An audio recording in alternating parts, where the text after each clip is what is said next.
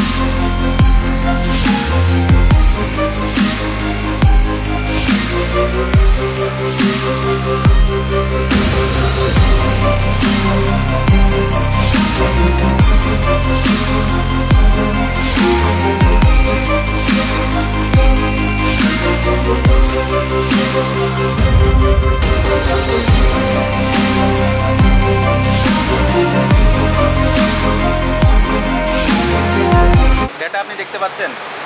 আজকে তো হচ্ছে টোটাল হয়েছে 346 পিস। হ্যাঁ, বন্ধপতি হয়েছে 57, 30, 110, 76 আর রানিং হচ্ছে 17। আচ্ছা, আর এমনি আপনার ডিফেক্ট পাইছেন কত? দুটো রিওয়ার্ড হ্যাঁ, হয়েছে 32 32 পিস পিস। রিওয়ার্ড।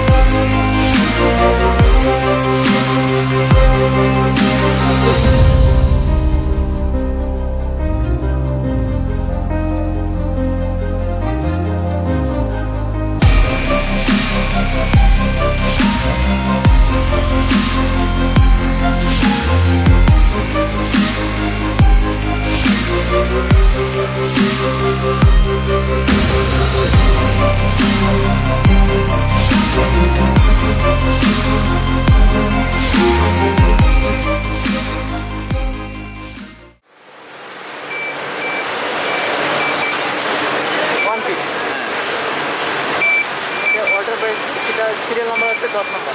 হ্যাঁ, 10 নম্বর সিরিয়াল। আবার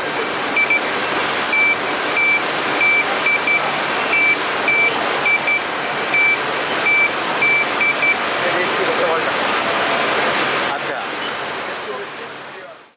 আমরা ইআরপি থাকার পরেও এটি চিন্তা করার মূল কারণ হলো আমাদের প্রোডাকশনের ট্রেসেবিলিটি আমরা মেনটেন করতে চাচ্ছিলাম, real time data manage.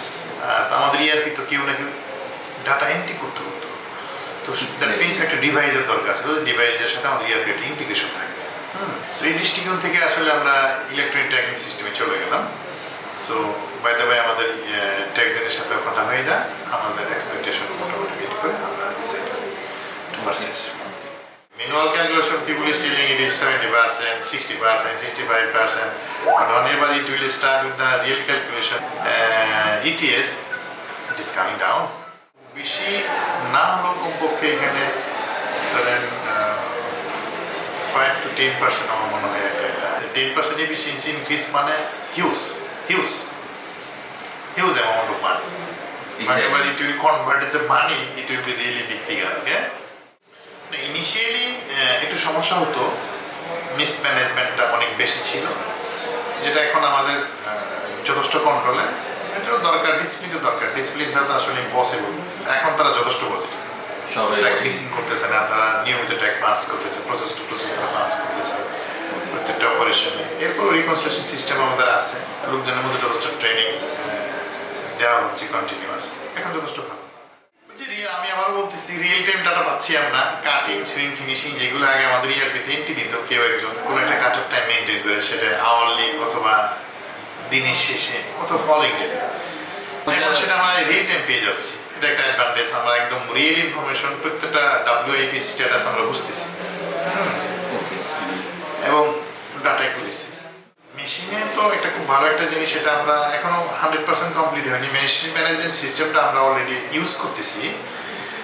Machine ম্যানেজমেন্টের ম্যাক্সিমাম সিস্টেমগুলো অলরেডি ইমপ্লিমেন্ট করা হয়েছে। প্রত্যেকটা মেশিনের সাথেই আমরা একটা আইডি কার্ড, RFID কার্ড দিয়েছি। প্রত্যেকটা মেশিনের একটা আইডেন্টি কার্ড আছে, যে কার্ডের সাথে আবার ETS এর যে টার্মিনাল আছে, সে টার্মিনালে ইন্টিগ্রেট করে দিয়েছে, ফিক্সড করে দিয়েছে।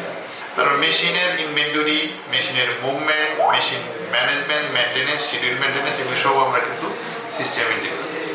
ব্রেকডাউন টাইম, ঠিক আছে, এবং মেকানিকের পারফরমেন্স কেমন, ফ্লোর ওয়াইজ, লাইন ওয়াইজ যথেষ্ট সুন্দর ডাটা আমরা পেয়ে যাচ্ছি। একটা জায়গায় কাজ করতে পারে, যেমন ডাটাটা যখন অ্যাকুরেসি হচ্ছে তখন ম্যানেজমেন্ট অ্যানালাইসিস করে কাজে লাগিয়ে দিচ্ছে। যেমন রিয়েল কাটিং কত, সুইং কত, ফিনিশিং কত, ইন বিটুইন লাইনের মধ্যে যে গুডসগুলি এখন কিন্তু মিসিং হওয়ার সম্ভাবনা অনেক ডিফিকাল্ট।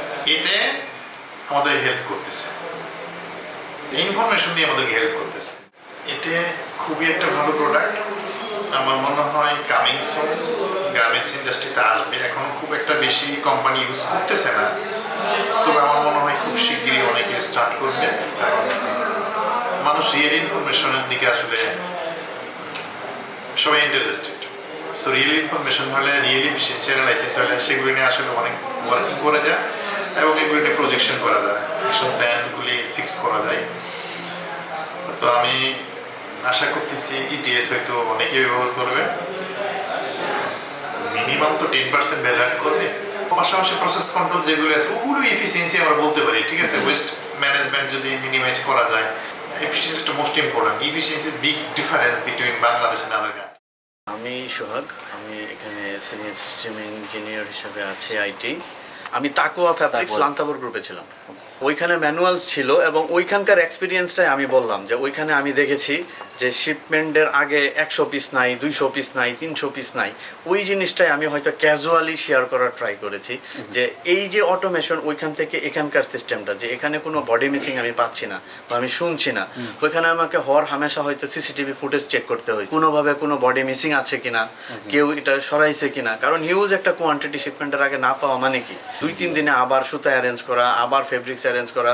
যদি এটা না করি তাহলে হয়তো বা দেখা যায় আমার যে কোয়ান্টিটির শিপমেন্টের থাকে তার থেকে 10% টলারেন্সে আমাকে কোয়ান্টিটি রেডি করে রাখতে হয়। আসলে ETS আসলে বিষয়টা হচ্ছে গার্মেন্টস প্রোডাকশন টোকেন সিস্টেম। বিষয়টা হচ্ছে এরকম। তো এটা হচ্ছে যে আপনি যখন ম্যানুয়ালি থাকবেন, লাইক দ্যাট আমরা যখন ম্যানুয়ালি ছিলাম, আর এখন আছে আমরা একটা automation system, one kind of it's a automation system. এটা হচ্ছে যে আমরা যখন যে কোয়ান্টিটিটা কাটিং থেকে কাটা হয়, প্রপার সেই কোয়ান্টিটিটা এন্ড অফ দ্য স্টেজে এসে পাওয়া যায় না, সেটা অনেক কমে যায়। যেটা হচ্ছে মেইন প্রবলেম, যে যেই খাবারটা দেওয়া হইলো কাটিং থেকে, সেই খাবারটা আস্তে আস্তে দেখা যায় তার 20-30% যেটার একটা ল্যাকিংস হয়। তো সেই ক্ষেত্র ধরে যখন আপনি ম্যানুয়াল এই সিস্টেমটাকে চেঞ্জ করে এই অটোমেশন সিস্টেমটাতে যাবেন, আলটিমেটলি যেটা হবে কি, কাটিং থেকে যেই কোয়ান্টিটিটা আপনাকে প্রোভাইড করা হবে, আপনি 100% সেই কোয়ান্টিটিটা শিপমেন্ট পর্যন্ত পাবেন। তো সেই ক্ষেত্রে আমরা যখন ওনাদেরকে বোঝানোর চেষ্টা করলাম যে তুমি তোমার অ্যাক্টিভিটিসটা দেখতে পাচ্ছ এবং এইটার উপরে বেস করে তুমি তোমার স্কিলটাকে ডেভেলপ করতে পারছো, দ্যাট ইজ দ্য ফ্যাক্ট। এটা ওরাকে খুব ভালোভাবে পিক করছে যে ওরা ওদের যে সাপোজ আমি যদি ধরে নিই যে 1 ঘন্টায় আমি প্রোডাকশন দিলাম এই কোয়ান্টিটি, একটা নির্দিষ্ট একটা কোয়ান্টিটি, এটা যদি ম্যানেজমেন্ট অথবা পাশের আমার কলিগের কোয়ান্টিটির সাথে ম্যাচ না করে, আলটিমেটলি এটা ওর কাছে একটা দায়বদ্ধতায় পৌঁছায় যে আমার কোয়ান্টিটিটা যদি থাকে বিলো 30 এবং আমার পাশের জনের থাকে সে সেম কাজই করছে, তার থাকে 50 অ্যাবভ, এটা অবশ্যই ডেফিনেটলি ম্যানুয়ালি এটা করা অনেকটাই কঠিন। কিন্তু এই সিস্টেমে এটা ইনস্ট্যান্ট, সে একটা প্রেসে অথবা খুব অল্প সময়ে সে তার অ্যাক্টিভিটিসটা দেখতে পাচ্ছে, এবং যেহেতু সে অ্যাক্টিভিটিসটা দেখতে পাচ্ছে তাহলে সে তার স্কিলনেসটা সম্পর্কে সে খুব ভালো অবগত হচ্ছে, এবং আশা করা যায় যে সে যখন তার এই জিনিসগুলো খুব সহজেই দেখতে পাচ্ছে, আলটিমেটলি তার অ্যাক্টিভিটিসটাও পরবর্তী আওয়ারেই সে তার সচেতনতার সাথে অ্যাক্টিভিটিসটাও বেড়ে যাচ্ছে, এবং আলটিমেটলি এটা কোম্পানির জন্য খুবই খুবই অ্যাডভান্টেজ একটা।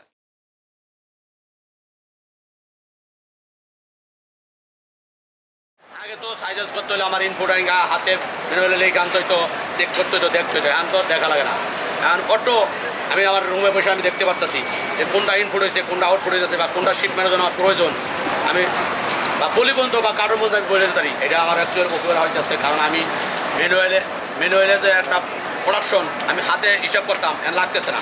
এখন আমার একটা ওয়ার্কার কত কাজ করলো আমি বলতেছি, কোন সাইজ করলো, কত পিজি হইলো, কালার হলো, সব কিছু মোটো পাইছে যে আমার নিজের রুমে পয়সা। ওয়ার্কারও অ্যাকচুয়ালি এখন যারা করতে এখন ওরাও মূল্যায়ন করতেছে, কারণ ওরাও তো পাইতেছে মূল্যায়ন। কেউ কত পিস করলো এটাও নিজে বসতে, ওই তারা নিজের থাকে মনিটরে বসতে পারতেছে যে আমি এত পিস করলাম বা আমি কোনটা করলাম, সব কিছু মূল্যায়ন হইতেছে। এখন ওইটা 10 পিস কম করলাম না, আরেকজন 10 পিস বেশি করলো বা কম, কিন্তু সব কিছু অটো হয়ে যাচ্ছে। কেউ এখন আর ভুল বোঝানোর মতো কিছু নাই, বা আমার ফিনিশিং কত হয়েছে, আমি যদি 10,000 হয়ে কইছি 12,000 হয়েছে না, অটো 10,000 হইলে 10,000 জানবে, 9,000 হইলে 9,000 জানতেছে।